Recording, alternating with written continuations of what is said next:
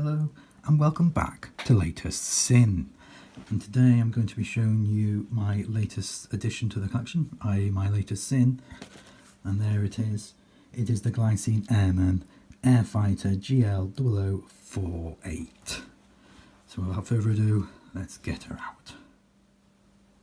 And there she is. As you can see, this is the discontinued version that has the blue markings on the dial. The version that you can currently buy, it is red instead of the blue. There's a little bit of blue on the stop-start chronograph there, and it's red in the other version. Right, let's start off with the stats. It's on the big side. It's 46 mm in diameter.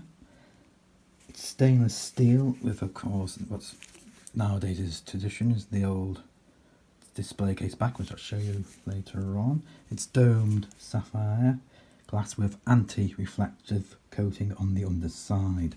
Its height there is 17.10 mm and it's finished with a satin polish. Look, as you can see there. Its lug width is 24 at the horns here, tapering down to 22 at the buckle. As you can see, it's a black dial with a little bit of texture around the logo in this part of the dial. It's blue, as you can see on the outside, also on the 60 seconds dial, and the 30-minute count is blue, as is the 12-hour count, and is blue, and of course with the chronograph and there in blue.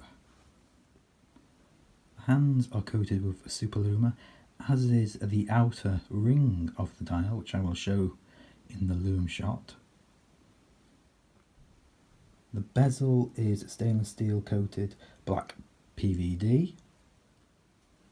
Under the dome sapphire crystal, it is the movement GL754, which is using the base movement of the ETA Valorlux 7754 with a power reserve of 44 hours and a water resistancy of 100 meters.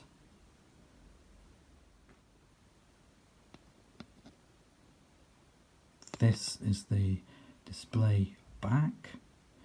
Now it's not picking them out, but the center screws and the outer screws there are blue headed to match the front of the design of the watch, which I guess is a nice touch. So unfortunately I can't pick up on the camera. The rotor is of course marked with the plane and Glycine Airman. You can just about see the blue colouring tint on the centre screw for the rotor and the outer ones there.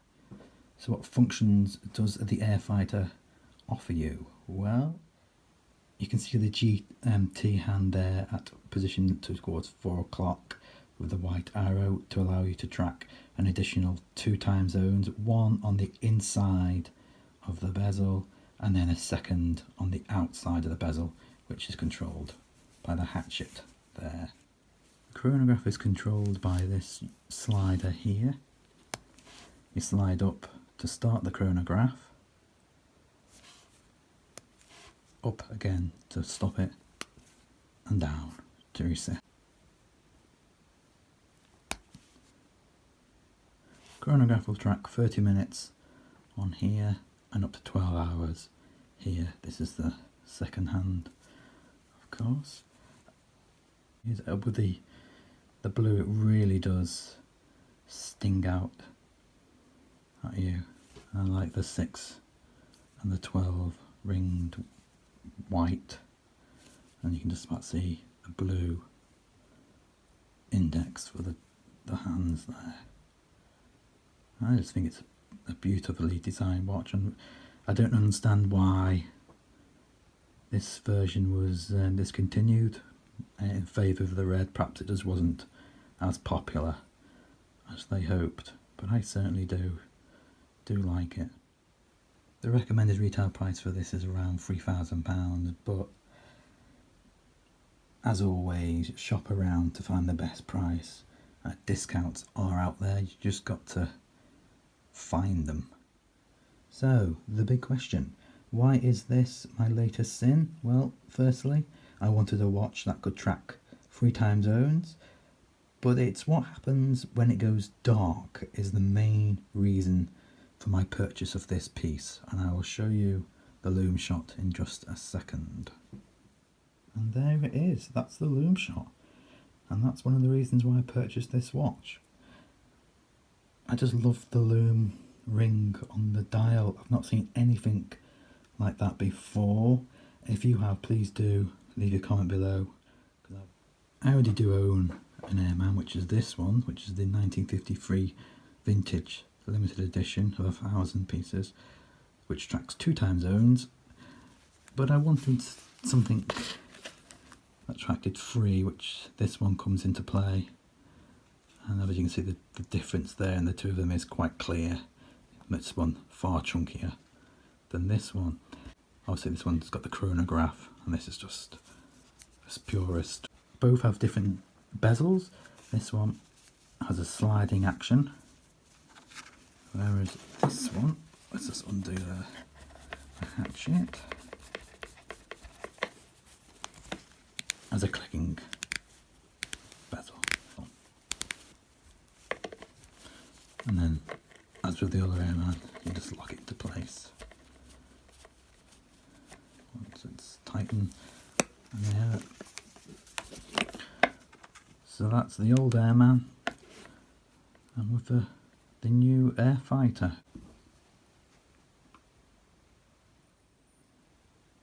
There is the wrist shot on my 7" wrist. So you see the camo strap tapers down there to the deployment buckle, which is engraved there with the logo of the Glycine.